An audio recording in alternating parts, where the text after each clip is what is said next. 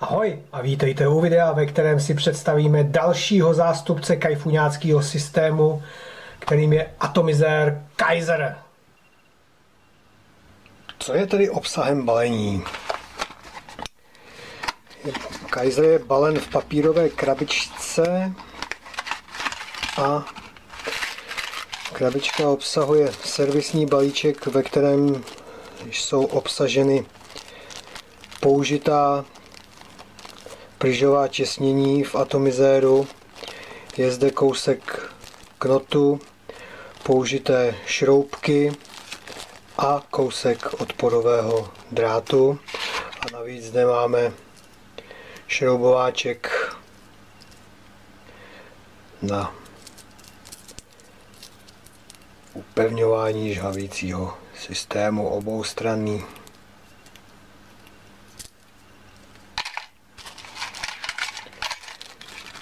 Tak, vlastní atomizér, který si teda nejdřív poměříme.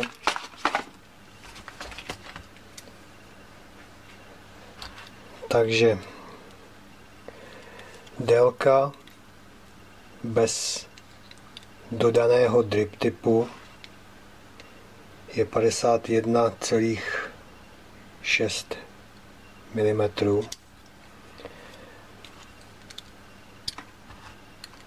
Pokud vezmeme po osazení kolem drip typu, tak je to 53,16.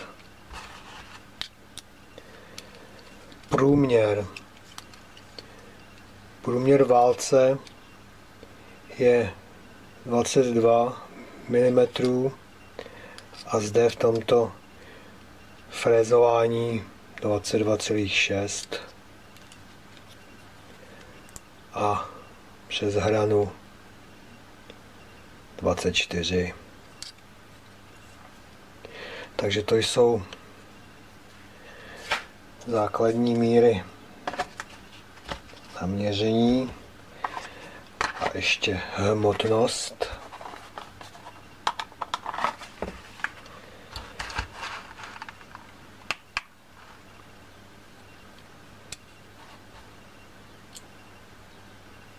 Hmotnost atomizéru je 92,2 gramů.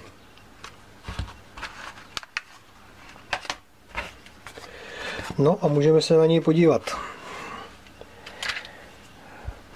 Osazen klasickým závitem 510. Zde jsou s možností regulace přísunu vzduchu. Spodní základna je opatřena zde 2 otvory a naproti opět 2 otvory o průměru 2 mm. Lze tedy tímto kroužkem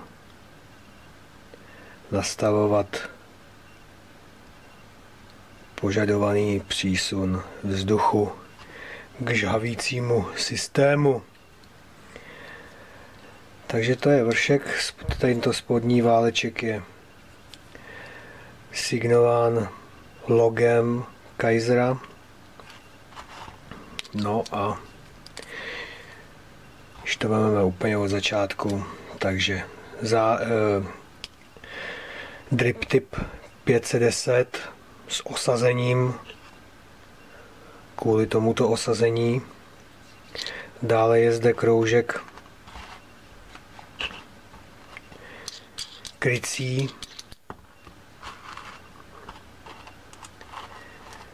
a pod ním se ukrývá šroubek pro plnění atomizéru. To je tento, z čehož plyne, že lze plnit ouzkou jehlou, teda respektive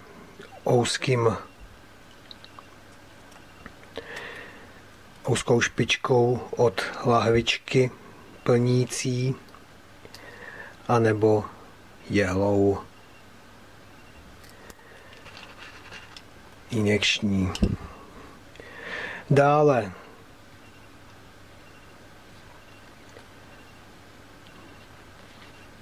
zde sundáme tuto vrchní část tubusu.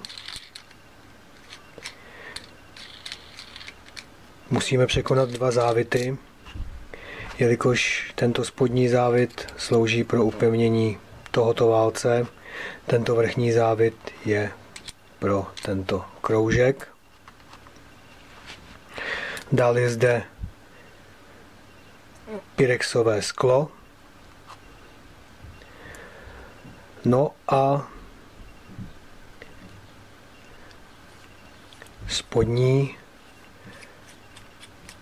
spodní válec,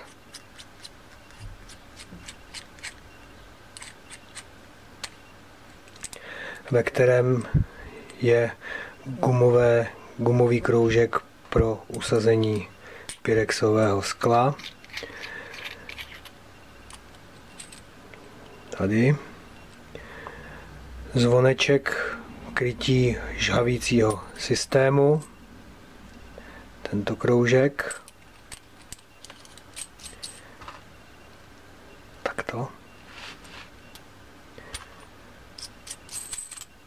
No a vlastní lůžko žhavícího systému, zde středový pól, respektive plusový, zde ukostření minus. No a tento atomizér má jednu zvláštnost v použitém keramickém lůžku pro žhavící systém.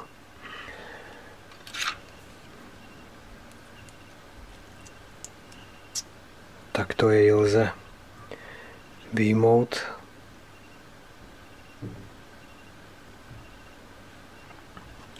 No a zde již jsou otvory pro nasunutí odporového drátu a těmito šroubky provádíme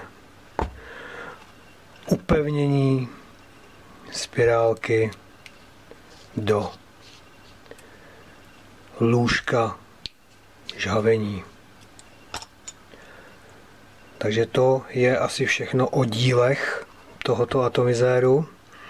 Při zpětné montáži se musí samozřejmě hlídat tyto otvory pro nasávání likvidu a samozřejmě i otvory pro prostrčení odporového drátu. No a lze zde v podstatě namotat i duál. Vešel by se sem a tím ucpat vlastně jedním a druhým koncem tyto přisávací otvory pro, nebo zásobovací otvory pro likvid. Já opatřím jednou spirálkou a dáme tam vatu. Tak namotáno vatou a tady bych upozornil na rozložení vaty do obou přisávacích kanálků, které jsou z každé strany. V případě, že bude někdo motat knot, tak vhodné buď knot silnější rozpléct a do každé půlky jeden, či dát dva knoty slabší. Je to variabilní. Toto je zkrátka na každém uživateli, jak si to namotá, vytvoří. Ještě bych rád zmínil jednu věc, na kterou jsem při popisu zapomněl. Na tento měděný seřizovací centrpin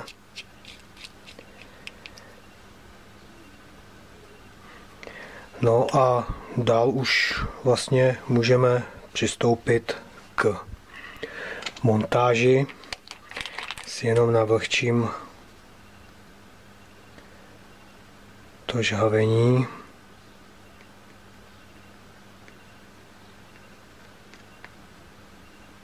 Tak.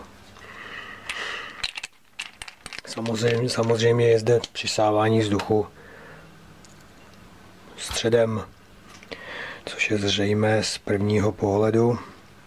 Nechal jsem trošku vůli mezi spirálkou a tím keramickým nebo otvorem v tom keramickém lůžku. Tak budeme pokračovat v zpětné montáži. Spodní část tubusu.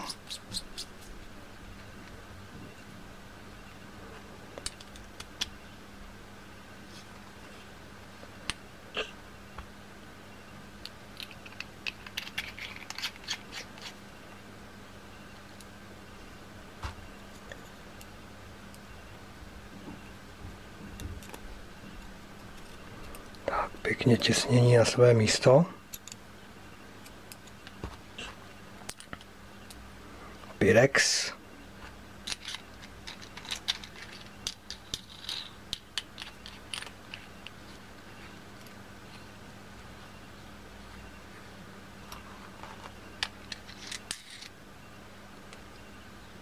No. Můžeme naplnit. Máme připraveno 3 ml.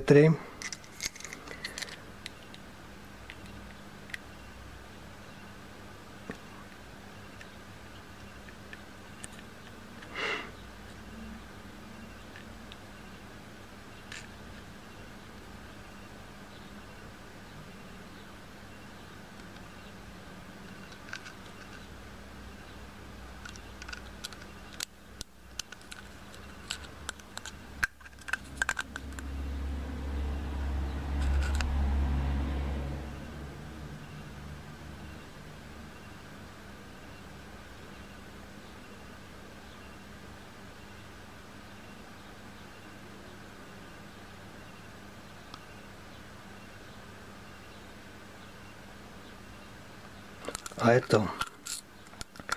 Takže dejme tomu 2,8 ml, takže téměř 3 ml se vejdou.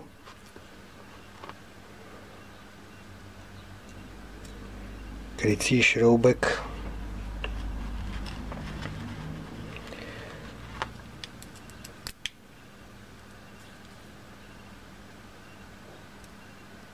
pouštěcího otvoru.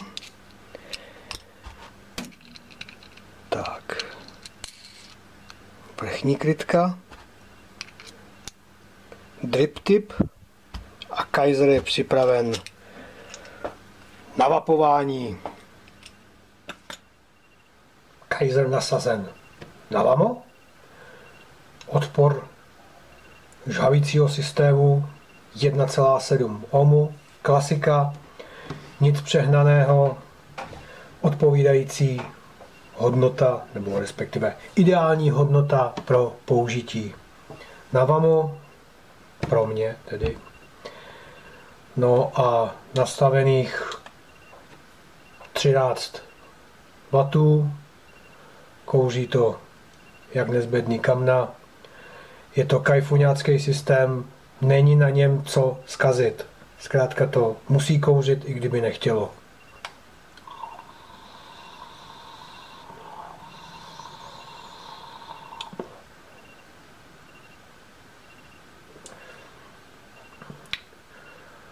Zásobuje, kouří, chutná.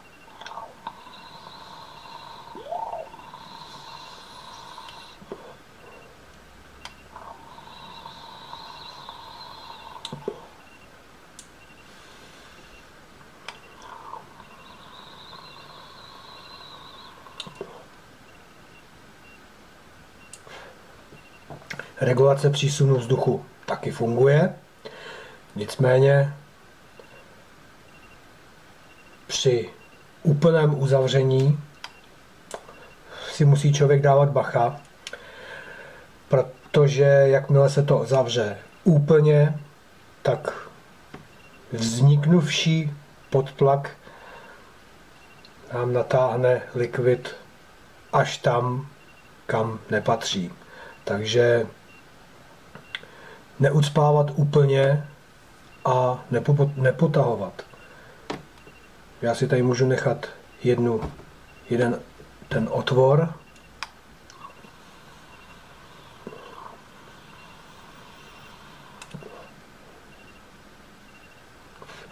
A s tím jedním je to naprosto vyhovující.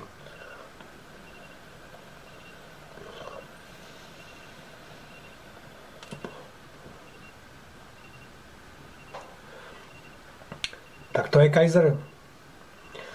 Další kousek, který používá osvědčený zvonkový systém. Systém, který já jsem osobně osadil vatou, 0,25 nikrotalem, nějakých 7 otáček, 8, 1,7 ohmu. Co dodat? Ať vám slouží a někdy u dalšího videa se budu těšit na shledanou.